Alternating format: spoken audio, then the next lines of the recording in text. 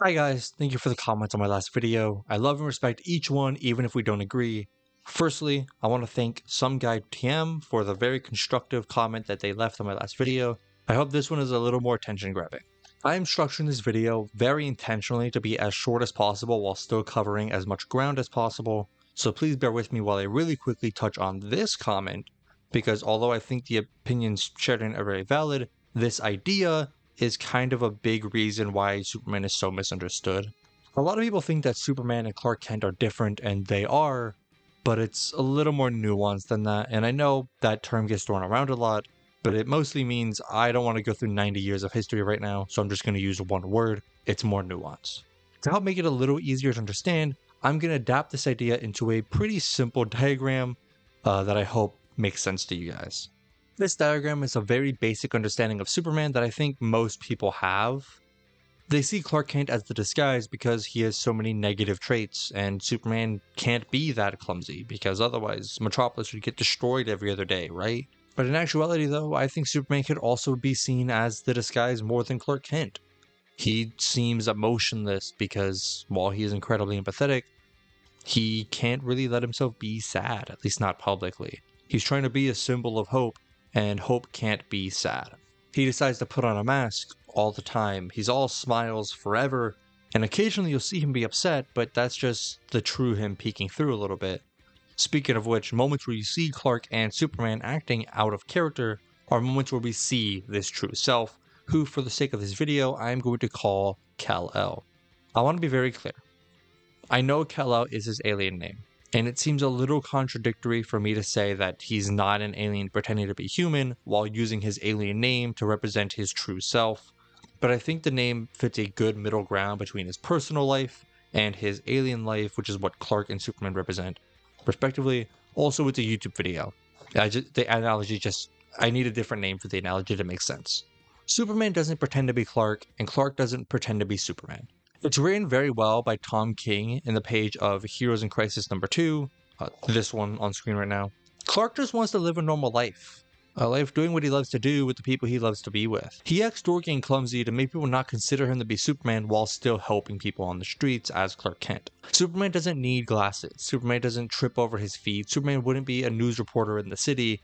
He lives in an ice castle in the North Pole, obviously.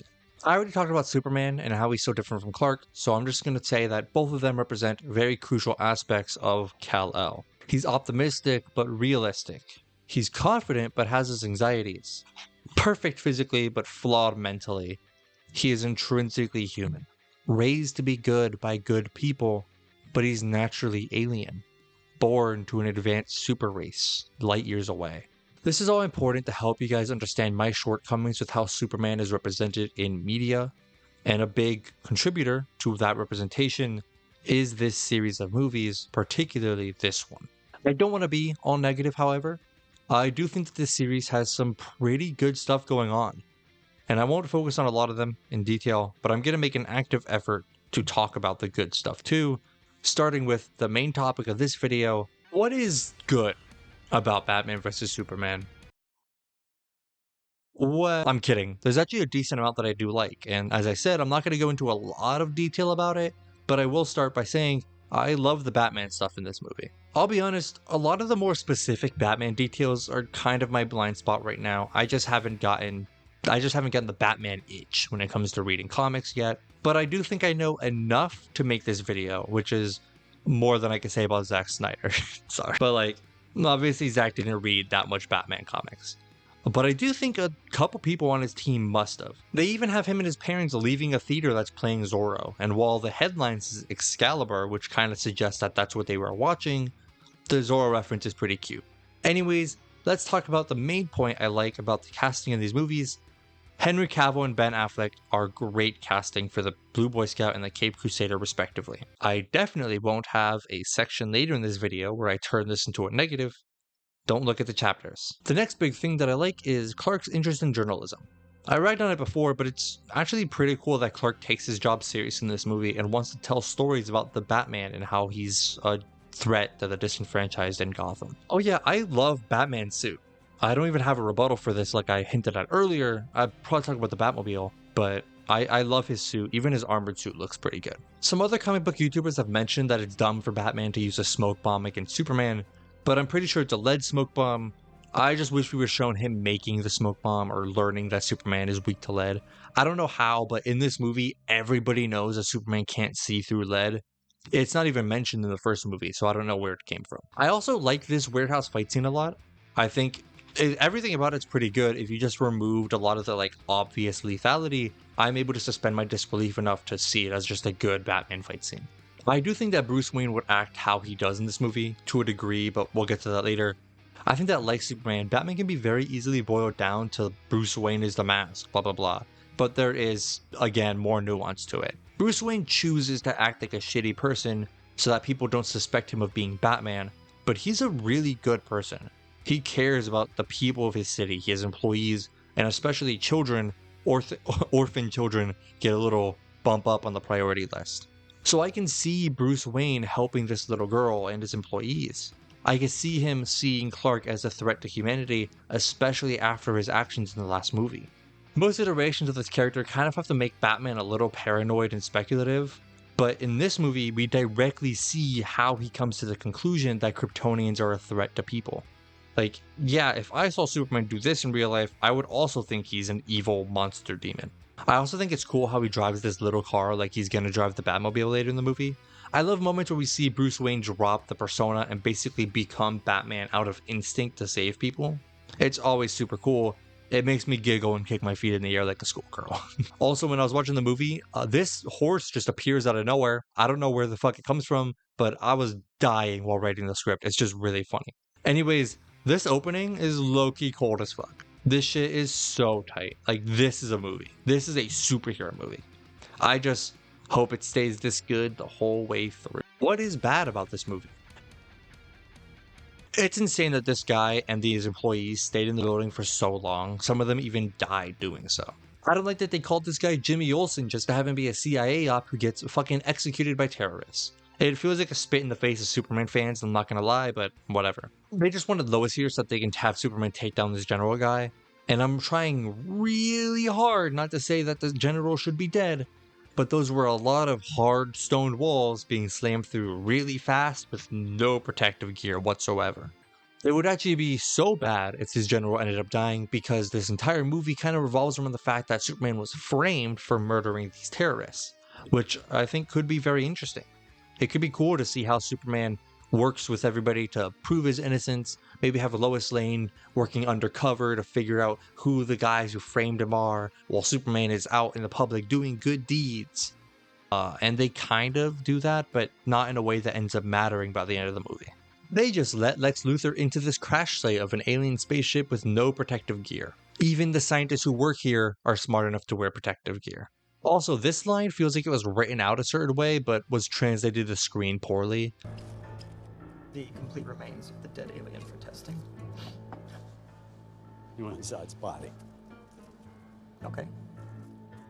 And I know it sounds a little nitpicky, but I do think this part is actually incredibly important. This line is supposed to show us that Lex Luthor is this master manipulator who knows how everybody's gonna act and respond to everything. But like the rest of Lex's role in this movie, it just barely is wrong enough to not work. And I'll touch more on that later. I don't understand why they built this statue of Superman. He caused so much damage to the city, and on the movie's own terms, we aren't told that he made any effort to really fix it.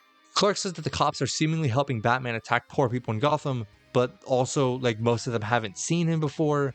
I don't really know what's going on there, but it doesn't make sense to me. Bruce Wayne doesn't drink at all. He drinks fake champagne and fake wine. This movie makes no effort to show us that anything he's drinking is fake, so I'm just gonna assume that he's not. I also don't like that Lex Luthor knows Bruce Wayne is Batman, which is just a personal issue. It makes Batman seem a little less cool. Zack Snyder likes to do this thing where he takes a character that starts here and then moves them all the way back here and then drags them back and says that he made progress, which he didn't. Which is why I think it's weird that in this very cute montage of Superman helping people, they say that maybe he isn't a god or devil, maybe he's just a guy trying to do the right thing. Like, yeah, we know, Zack, you're not doing anything interesting here. Stop telling us he's Jesus just to say that maybe he isn't. Okay, here we see one of the most insane moments in the franchise, a dream sequence That was confirmed in the Snyder Cut to not actually be a dream, where Batman kills several people with a fucking gun. Hypothetically, if this was a dream, this would still be wrong.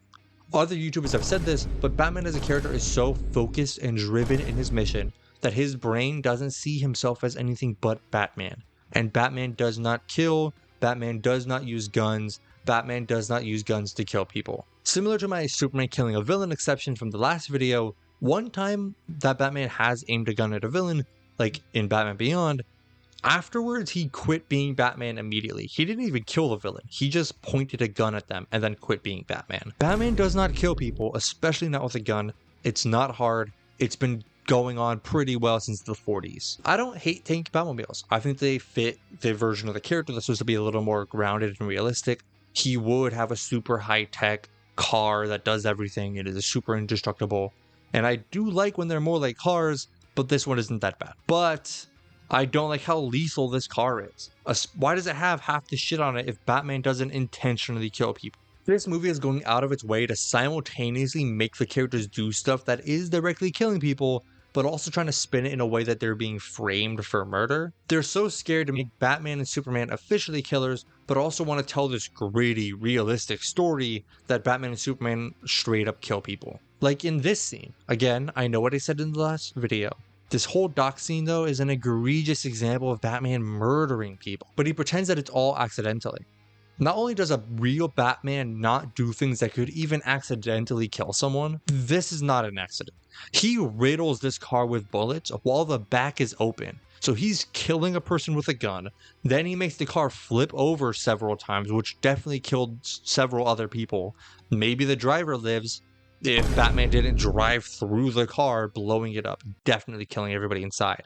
Like, come on. After the Capitol bombing, which I talk about more in this video, the news goes out of their way to paint Superman as the potential suspect who was working with the bomber. But when they search the bomber's house later in the movie, it shows so much anti-Superman memorabilia that he might as well have gone on the news and say Superman did not work with me on this project. Lex Luthor has a lot of potential in this movie, but I would say that he's kind of the opposite problem of Batman and Superman, who I'll mention later. Lex Luthor is written very well. His lines feel like stuff that Lex Luthor would say, but I'm going to ask you to skip to the next section to hear the rest, because I'm really holding myself back to not be too mean in this section yet. Rebuttals to good things. I already said that I liked a decent amount of small moments that they have with Batman, but I do have to say that they feel just a little bit off. Like they needed 50 years of history with the character before making this specific story. The Dark Knight Returns is a story that's supposed to follow pretty much all of Batman up to that point. It takes the character of Bruce Wayne, makes him extremely old, strips him down to his basics, and puts him in a brutal and violent world to see how he reacts, to see how the character that we know of Batman shines through in the end. But we don't get that history with the current Bruce Wayne. We just see him at his lowest point. We don't even get to hear about him before this moment in the timeline. We have to use our predisposed knowledge of Batman to understand how this movie acts as a breakdown of his character, but also this movie shows us his origin, which signifies that this is a new character that we should be able to understand on its own. Which is why I'm going to listen to this comment and look at the movie on its own terms. Batman starts branding criminals in this movie because he believes that they are always criminals. And I don't know, I think he just wants them to not be able to get a job out of prison, which is not very Bruce Wayne, but that's predisposed knowledge, so we're going to ignore that. We learn that this is because his Robin died and he's acting more brutal because of it. But then at the end of the movie, he threatens to brand Lex, presumably because he knows that the brand causes people to die in prison, showing that I guess he's changed because he didn't do it. My main point is that when you look at the movie on its own terms, it can make sense. I can see how they got from point A to point B, but I still have a problem with it. It's the thing that I said in the last video. The most objective opinion you can have about this movie is one based on prior knowledge that you can build an understanding off of, that you can corroborate with other people's understandings. So when I see this, as somebody who generally understands enough about Batman, I don't ever think he would act like this. In the comics, he acts a little more brutal after Jason Todd, his second Robin, dies, but that's so that we can see him being more brutal. We can see him being angry about Jason's death, and then when Tim shows up, we can see him start to relax, start to accept what happened, and be happy with himself again and start being a good Batman again. They're trying to convince us that this is a new turn for Batman after being a symbol of good in Gotham for so long. But like I said earlier, this movie is trying to show us that this is the first time people have really seen the Batman as a real person. Which also doesn't really make sense to me because Robin is a teenage boy wearing spandex, colorful tights. Did people just miss that?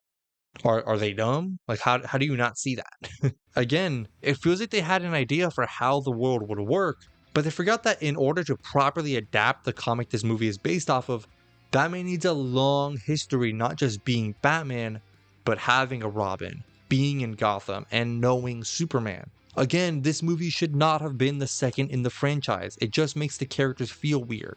I know I said that I like Clark's interest in journalism in this movie. Last video I dogged on him a lot for not showing any interest throughout the 2-hour runtime, but in this one, he seems to really take the job in stride. So why is it in this section? Well, because I still don't think Clark was interested in journalism. At least personally, I can't shake the feeling that he got this job to be closer to Lois and decided he should at least try to do good work while he was here. Like I said with Batman, he just feels a little bit off if you look at the story beyond face value. And I know that you said you have to trust the creators when they say something is the way it is, but I also think it has to make sense. So I'm gonna believe that Clark is interested in journalism, but also it wouldn't be hard to hint at it at any point in the first movie.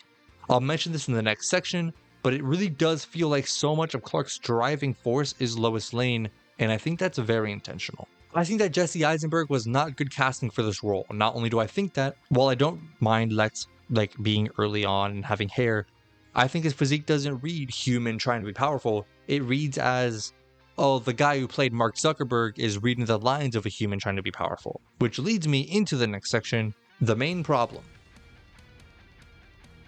There were 4.5 main characters in this movie. Superman, Batman, Lex Luthor, Lois Lane. Wonder Woman's also here, but she doesn't really do much outside of helping set up the Justice League and being sexy. She works fine for her purpose, but she doesn't feel like a real character, and I know what I said, I'll talk about it in a minute. I've already talked about Batman and Superman throughout this video and my entire channel so far, but they do feel just a little bit off. They don't quite feel like themselves, they feel like somebody read the popular comics that act as a dissection of the character and their core traits, then tried speedrunning the dissection, but they didn't give us a baseline of the character for us to dissect. It feels like they forgot an entire franchise worth of movies. But since I've already talked about Batman and Superman a lot, I'm going to focus on the other two main characters who play a very big role in the plot. Now to finish my thoughts on Lex Luthor. In this movie, he's supposed to act as the person on Superman's side of the universe that sees him as an alien monster. I think there's a thing to be said about this very simple casting decision. Have the guy known for being Mark Zuckerberg be Lex Luthor, and that makes sense, I understand it, but my problem is, Lex Luthor is not Mark Zuckerberg. In trying to just have the people make the easy correlation, they forgot that the connection isn't with his face, but with his personality. This is not a guy who acts like Lex Luthor, but he's also decidedly not acting like Mark Zuckerberg from The Social Network, so he just feels uncanny this way. I also don't really like his plan. While I think it's a very Lex Luthor plan, it feels just a little too convoluted for such an early version of the character. His entire character in this movie revolves around the fact that he thinks superheroes exist because they're all a myth right now, and he thinks that they pose an existential threat to humanity. So he wants access to tools that will allow him to threaten them with the secret intention of just going behind the government's back and killing Superman anyways. When this senator lady says no to that, Lex gets angry and devises a plan to convince the government to give him kryptonite. He decides to blow up a Senate hearing. I guess he just knew that Superman wouldn't be proactive enough to do anything about the bomb, which is a bit annoying. A lot of his plan relies on very flimsy understandings of how everybody in this movie is going to act. Superman disappears for days, but he's just going to show up to save Lois Lane this time? Who's to say he didn't leave the entire planet and isn't able to hear her right now? What happens when Lois Lane, Pulitzer Prize winning reporter, falls off LexCorp Tower dying?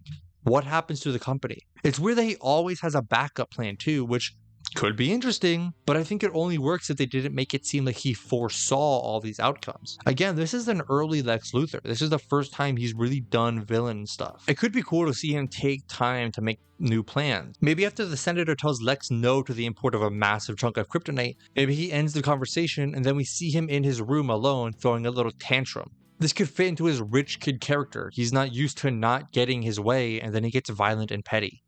but they don't want to do that. He also still imports the massive kryptonite chunk anyways, so he doesn't even need the government approval. So we're just going to quickly move on to the next character since that entire chunk of the plot no longer matters. Lois Lane is supposed to be the person on Superman's side of the universe who sees him as a good person. Throughout this franchise, she ends up not feeling like she really matters in the moment, but it's supposed to be this overarching important beacon throughout the entire series. But she's kind of just a really bad journalist in these movies. The writers don't seem to know what journalism is or what goes into a good article, because the first thing we see Lois write in this entire series is one of the worst articles I've ever heard of in my life. It has no sources, no quotes, only her own feelings on a matter that she is so personally tied to, it's about her almost dying.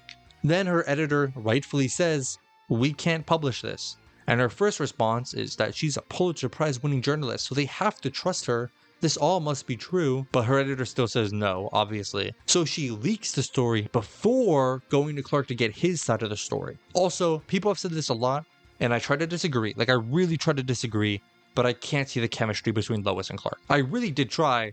I can see where they thought there was good chemistry, but there just isn't. We don't really see them interact as a couple in any way that isn't work related or ends with them having to have sex or make out to show us that they love each other. Give us a dinner scene where they talk and make each other laugh and just smile at each other. We don't need these insane displays of affection to prove to us that they love each other. This lack of genuine feeling romance makes it even weirder when they try to shoehorn in this plot of Lois being the key to the world that keeps Superman sane. I've already mentioned how I don't like this being his character. He really only cares about her.